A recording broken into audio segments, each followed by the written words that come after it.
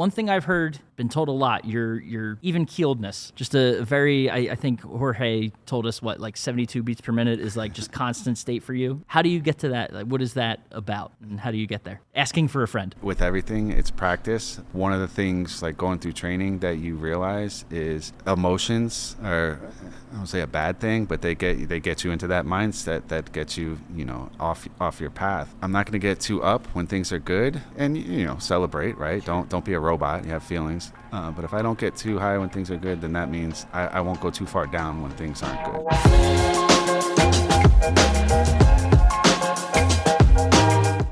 Welcome into the Independent Thinking Podcast. This is your host, Rob Stott. When we get together at PrimeTimes, there's so many opportunities to hear from so many different individuals. I mean, we're talking about 5,000 members that are a part of Nationwide Marketing Group, and then you have the teams and, the Nationwide team and our vendor partners and industry professionals and keynote speakers that come to the show and share their message. And occasionally we get the, guest that joins us as well and has a unique story to be able to share and, connect with our independent dealers. And that was the case at this recent show in Las Vegas. And more specifically talking about our interviewee and episode today, which features Dave Mancino, a Navy SEAL who, I mean, no retail background, right? But it's the message that he delivers and the points that he hits on that really resonate and, cropped up through different areas of the show. So it was neat to be able to capture kind of that message in the form of a podcast, because it hit on, like I said, the same points that, whether it was our CEO, Tom Hickman, or John Dorenbos, who was on this podcast last week on the keynote stage, to the One Shop main stage session that took place, to other Nationwide Learning Academy sessions. The themes of resilience and discipline and just staying grounded in kind of the work that our retailers do were apparent throughout this show, and really drove home, I think, in the discussion that Dave led with the members he was able to meet with, and then he shared with us, personally as well on the podcast. And it was just great to get his perspective on his approach to, honestly, probably one of the most grueling experiences you can have in this country, and opt to put yourself through in the form of SEAL team training. And that's what he did, and he explains how his approach and mindset really shaped his ability to get through it, and sort of the way it's impacted him since. And just so many cool things about his story that were awesome to hear, but also really cool to see how they resonated with the independent retail channel. And happy to share that message more broadly here on the podcast. So let's dive into it. This is Dave Mancino, Navy SEAL, here on the Independent Thinking Podcast.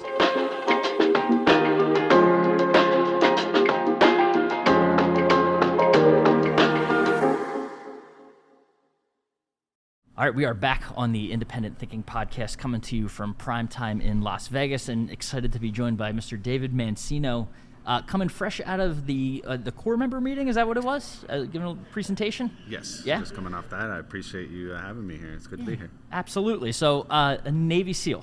Correct. Be the first on the podcast that I get to interview a Navy SEAL. So, awesome. Appreciate you sitting down and taking the time. This is awesome to be able to do. Thank you. So, what was the vibe like in the room? We'll start there. So I have no idea when I'm up there what's resonating, but I assume it's being taken on board, because rather be confident whether it's working or not. But overwhelmingly positive after the fact. I feel like the message and what my experiences, I think they're important.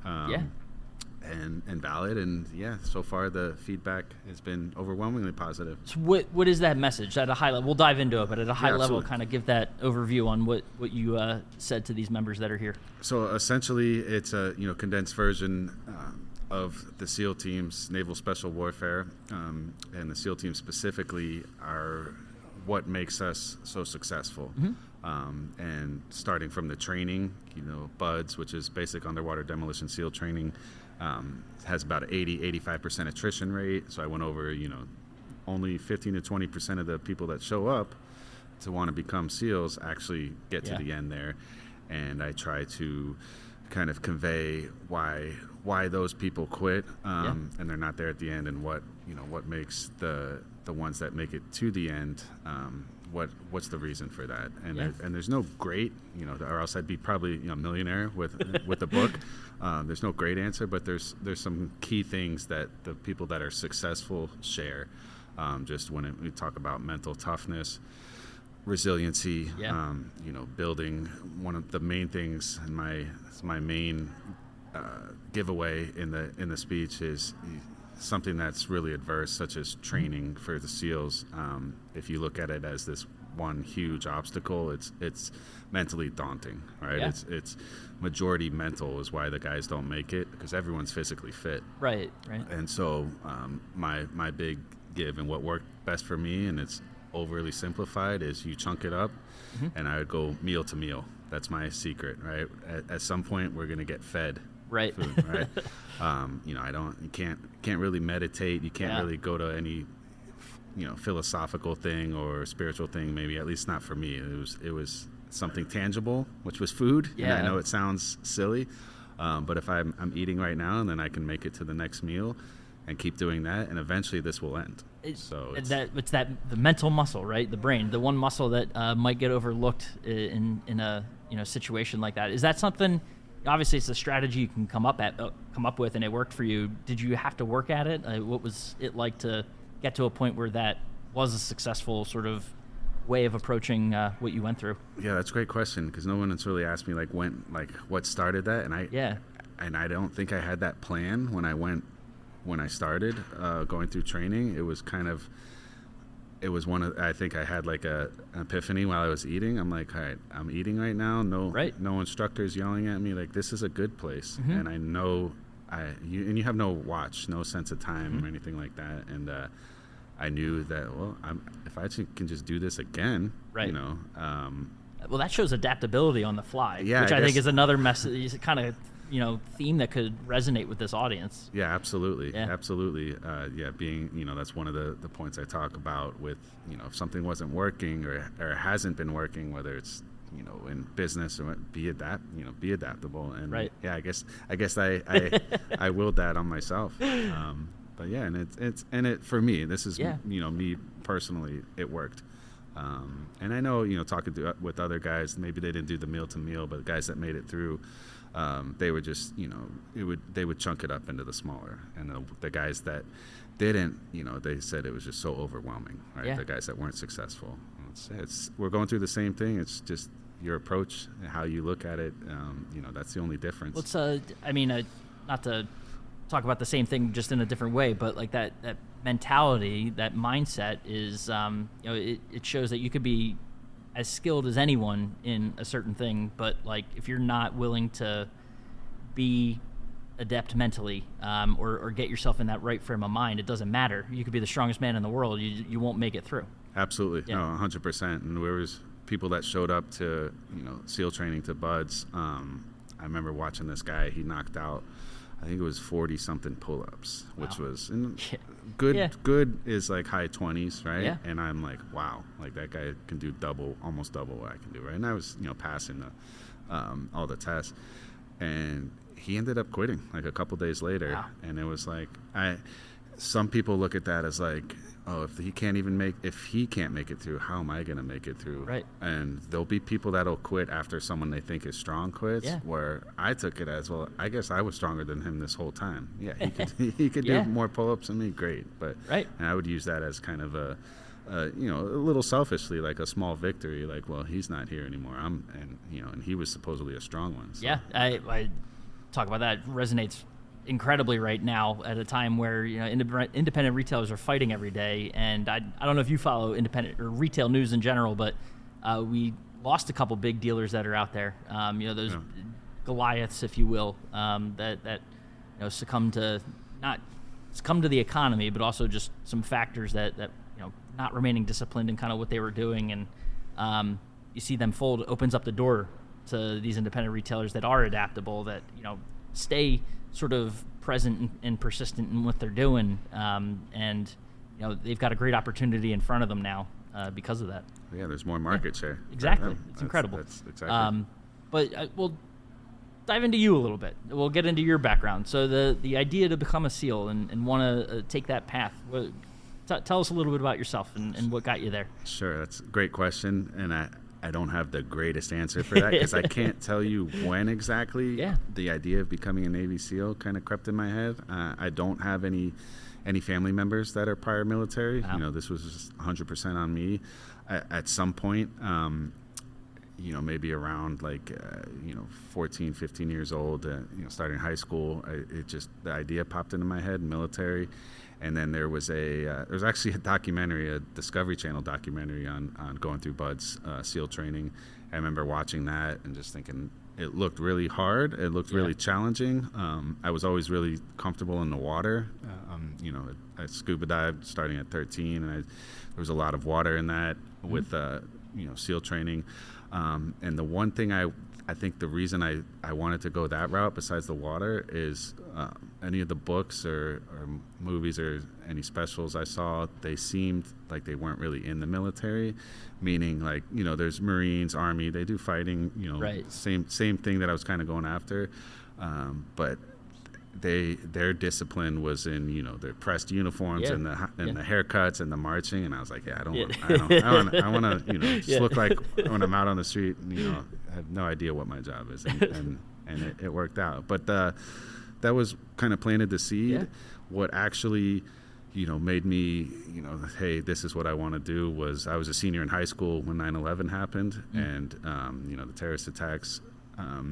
When I was in my math class, I remember they had a TV on in there. We turned the TV on. Hey, the Twin Towers are on fire, and we watched live the second plane hit and realized it wasn't an accident. Right. And I remember at that point, I'm 17. Kind of don't know what I want to do with my life a little bit, but the idea of being a SEAL was there. You're like, whatever, we'll see what happens. But right after that, I remember feeling. There was a collective sadness by everybody, but I remember feeling really anxious and almost nervous. Like, this is real now. Now I have to grow up, and so I decided then and there, this is what I want to do. Wow, So. that's probably not too uncommon for some guys, not necessarily SEALs, but other branches as well, right? That see that and go through that. I think I was in 8th grade, so maybe a little young for it, but you get that. That makes a lot of sense.